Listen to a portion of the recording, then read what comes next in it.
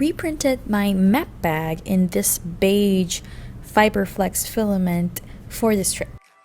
But I didn't give up on the overall dress, and I finished it right in time before the final day of my trip.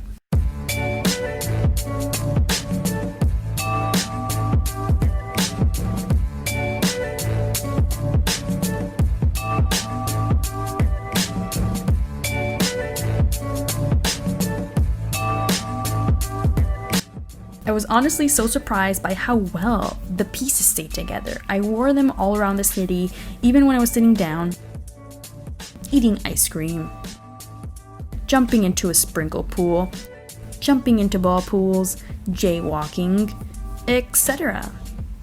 You know, just doing New York things. Or what tourists think New Yorkers do, I guess.